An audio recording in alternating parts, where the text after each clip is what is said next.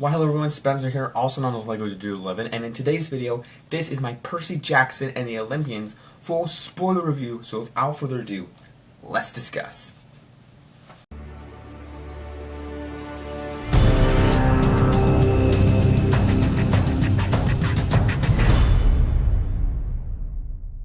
Alright, so guys, I have no notes here actually on my computer. I'm just looking at the show itself on the computer because I want to go through episode by episode and talk about what I really liked, disliked, and my overall thoughts on the show. As I said, this is a little bit of a spoiler review, so if you don't want to get things spoiled for you at the end or anything throughout, please, excuse me, get out now. So, this show definitely, I'm trying to make up the thoughts that come to my head. Kind of hard, difficult. So, so this show actually premiered with the first 2 episodes at once. Great idea. Bad Batch Season 3 is doing the first 3 episodes, which I think is a great idea. I digress on that because I'm not excited. Anyway, this show back in December, back like around Christmas time, I love that it came out then. First 2 episodes released then, and I got the show back up behind me. But this was a pleasant surprise. The entire show was a pleasant surprise. I thought it was going to dip in quality, but it just didn't. This felt like House of the Dragon for Disney+. This was way better than Willow, guys. If any of you watched that Willow series and you're like, what's Willow? Go to Disney+. You can't find it. You can't find it anymore. It's not there. So, a bit of a disappointment. I shouldn't call it a disappointment that Willow's not there because it was a bad show, but it's like your own original series is now off of your channel, off of your streaming service. Very bad. But this, on the other hand, I'm happy about because the music choices in Willow, go back and watch my Willow review, the music choices were bad. Bad. This, they take the fantasy elements and they crank it up. They don't overdo it, but they use it well. They don't say, let's use a pop song back from the 90s, back from the 80s, guys. Let's do that. Because what was it in Willow? I don't get it. But the first 2 episodes are there. They're an introduction. They tell Percy Jackson. Basically, Percy Jackson has his arc all throughout, but Percy Jackson's origin is done in the first 2 episodes. He's introduced at camp in the second one, and then number 3 is the one where all 3 of them, Percy Jackson, Grover, and Annabeth, all go on their little journey. And I have to say, one quick side note, one quick interruption. I'm not a political guy, but I have to mention this, that Annabeth is race swapped in this from the first book, or from the first 2 movies. I don't think the first 2 movies are great by any means. I haven't seen them start to finish. I think I've seen the first one when I was very young, but I don't remember it. So, I've read the books, all 5 of the books, and I think this does a great adaptation. But Annabeth, race swapping her, doesn't matter. I haven't heard anybody like going, ew, she's African American, not a white girl. Doesn't matter. Doesn't matter. I haven't heard anybody say that. I haven't heard anybody complaining about that. But if you are one of those people, get out of that. Get out of your butt. Get out of that scenario because it's not. She's a myth. These characters are myth. They're Greek gods, so they could be whatever race, color they want to be. So don't say that. Anyway, I haven't heard anybody say that. So they go off on their journey. There's about 3 or 4. There's about 4 episodes of them on their journey. And then 2 of the finale. It's not like really a 2-parter, but I consider it to be because you kind of find out truth, and then the prophecy comes true. So there's some good stuff here. Then the 3rd episode, I believe, it's the Garden Gnome one where they meet Medusa. Love that episode with Medusa, seeing another mythological character there.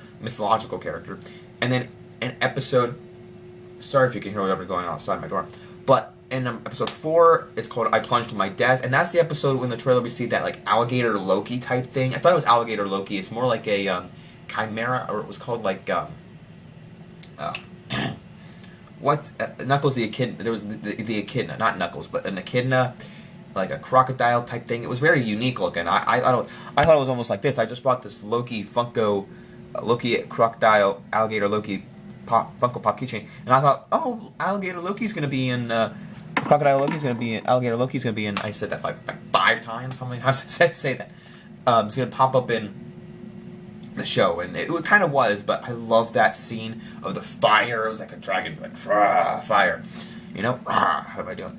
And then, next episode, episode 5, God Buys Us Cheeseburgers, is where Ares comes into play, and you have to go, or they went to this temple of doom almost type of thing, right? Very neat. The action scenes are great in this, by the way. I love the action scenes. I love the makeup. I love the designs.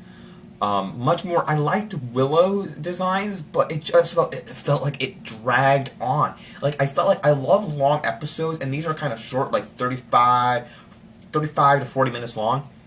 But it does it well. It uses its time well. It doesn't overstay its welcome. It doesn't feel like it's rushed, and it doesn't feel like it drags on. There are certain dialogue moments that are needed to be there. Like, dialogue moments are fine. Exposition is fine, as long as you do it well. And if you have no exposition, you can show something, which I think is kind of used well in this show and other things, but it's not like they're like, and we gotta get to the conclusion right now. It's like, not that at all. It's perfect. I love it. It just fits nicely. The point A to point B, the resolution, and the music as well. I love it. Action scenes. But a guy buys us cheeseburgers. Aries is there. He's a little bit of deceptive. He hates, I believe he says he hates kids, but he tries to help them out on their journey. And he buys them cheeseburgers. He buys Grover a cheeseburger. And then at the end, they get the shield for him. And that's basically where they learn some more information, and then they go to Vegas. A zebra takes us. We take a zebra to Vegas. Is the next episode. Grover has this little weird interaction with this guy. I think his name Pan. I don't know the whole backstory on Pan. Maybe I'm not fully in the lore with Grover or Percy Jackson. I understand more about Percy Jackson than the Lightning Thief and the Bolt and all that stuff. I was confused about Pan and what this side quest was. Maybe we'll learn more about it if there's a season 2. I'm not quite sure. But this was them in Vegas, and I did like the whole concept about time travel and how time moves differently. It kind of felt like the TVA type of thing in Marvel. But and then we get we see we had an end credit scene about a few episodes back with Lin-Manuel Miranda, who was in the series, and then he's back in this episode, in the Vegas episode, and he's helping. I forget what his power was, what his Greek guy, who he was, but he's basically telling them that, like, telling Percy like where his dad is, what the goal is, telling Annabeth. He can read their thoughts. I think he can read their memories, like talk about their past selves, think about their past, like reminisce on them. But I don't remember like what his name was. But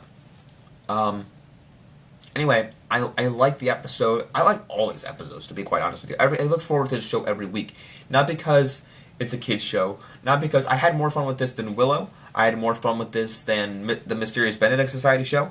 I had more fun with this than... I loved American Born Chinese, but I think I had more fun with this than that show. And I definitely recommend this show to anybody. Whether or not you're a Percy Jackson fan, I loved it.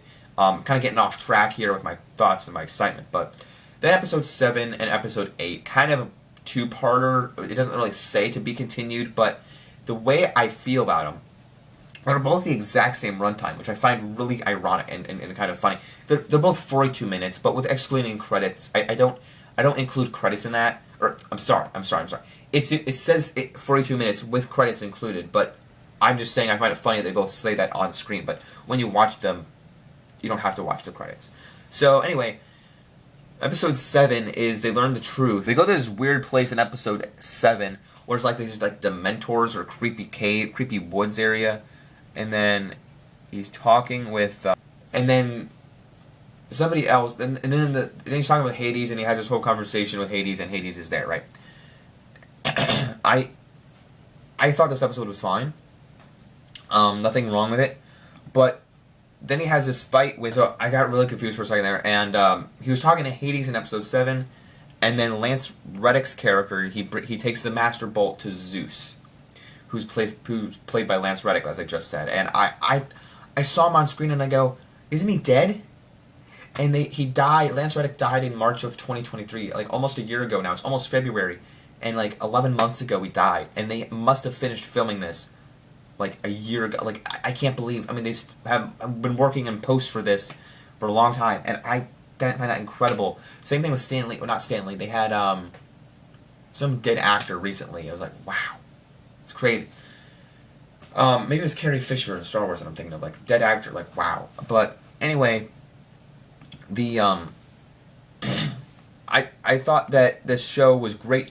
That Lance Reddick's character Zeus, that gets the Master Bolt, then he meets his dad at the end, and then he's reunited with his mom and his dad. But then he has a fight with this totally deceptive like twist, and I'm like with Luke, who's like, no, I'm with Zeus. The gods are my enemies. So he has a little fight there, and Luke trained Percy Jackson, so he's like training and he's fighting him, and this awesome battle. So I was like, what? Where did the battle go? Like, there's no really battle with Zeus. You kind of had a little like evil moment there, and then he has a fight with Luke, and then Luke gets away through a portal, kind of setting up season 2. So maybe we'll learn more about Pan in season 2. Maybe we'll learn more. Go find the bad guy, Luke. Well, and also Percy Jackson says Luke doesn't want to kill me. So interesting thing there. And 2 random things. That one teacher that's in The Good Place and also in Invincible, who voices Rex Splode, is in this series. And he's this dude, weird ass dude. Excuse my language. He's just dumb. And he's just like, everybody is not staying here full term. Your bags, pack them up and go. It's just like, what? Okay. And he's like, I don't think your name's Percy Jackson. Like, I can do this. I don't think your name's Percy Jackson. It's Peter. It's like, what? What do you mean? He's been saying Percy Jackson the whole time. Like, who? I don't know. I don't get him. He's a great actor. I like him. But in this series, he was also in Community one episode. But I was like, I don't like him. And then I like the actor, but then this next guy, the actor in this character is just a douche. Actually, I've never really seen this actor in anything else. But his dad, his stepdad, Percy Jackson's stepdad, not the Greek god, but the human. He's in this end credit scene, and then he's like, he picks up the helmet that they found earlier in the box. He's like, please return to center to Percy Jackson. It's from the gods. And he's like, oh, ew, this is gross. And he looks at it, he's like, turns into stone like Medusa, or maybe it was Medusa's head. That'd make a lot more sense. I think that's what it was. I'm sorry. I thought it was the helmet that they had earlier, but I think it was Medusa's head, and that's why he turns into stone. That makes a little bit more sense to me. But I was like, he looks at it and then turns into stone, and I'm like, the fact that he turned into stone, I really didn't like the fact. I didn't really like the dude anyway, so whatever. I really liked the fact that he was there. He always made fun of his son, his stepson, as Percy Jackson. So I'm like, whatever, he's gone. So that was an interesting ending to the season, and I hope it's not the rest. I hope it's not the last we see of this, because I personally liked it. I love the main theme. I love the entire score. The show was great. Can we do this again sometime? Because I haven't said that about a Disney Plus show in a while. I mean, I said that about Loki, but I knew Loki was ending. I don't really need another American-born Chinese series. If we get one, I'll watch it. I mean, it's not like, but this show is great. I'm kind of iffy on the new Bad Batch season coming out. I'm like, Asajj Ventress? Why? The season 2 finale disappointed me so badly with the whole Sid character and everything.